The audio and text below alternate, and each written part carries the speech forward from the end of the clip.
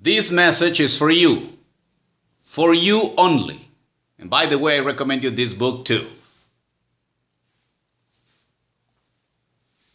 Thanks for your attention again, and allow me to tell you a couple of things, and allow me to tell you why I consider that is really important, not just for people my age. And today I tell you exactly what motivates me to give you this educational speech in the things that I have researched and investigated myself.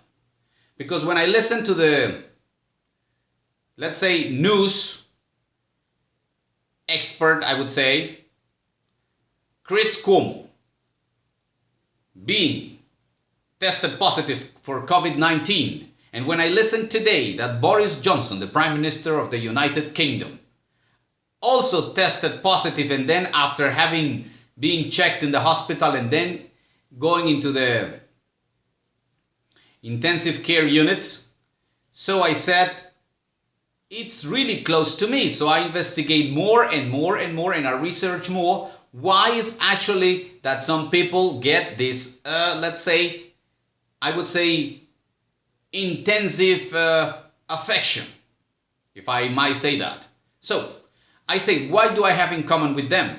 Not just the age, but also the many things that I have to do myself in the things that I research as a teacher. And then I discover something, and please, I challenge all of you to correct me if I am wrong, saying the following things here.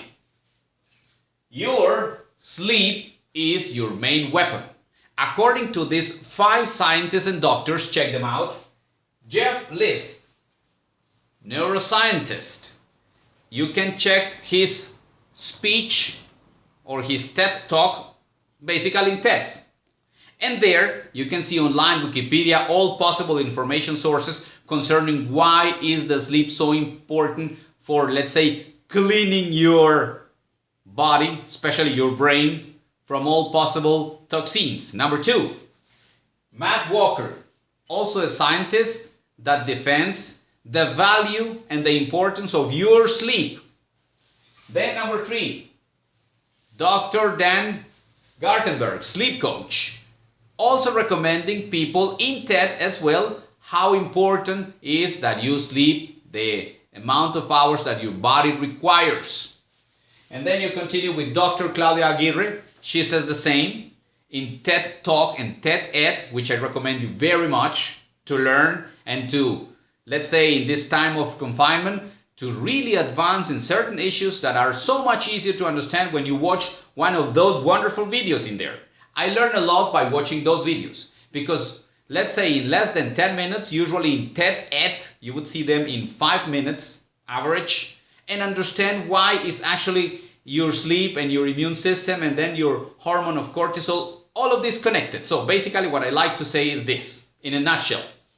When I listen about the brain and TED, and then I listen about stress and sleep, what I learn, and please, I challenge you to correct me, that when you see, for example, the job of a person like Prime Minister Boris Johnson under very much stress, of course he continues working from his house, but when you manage a country, I do believe that he is under very much stress, which means his cortisol levels goes up.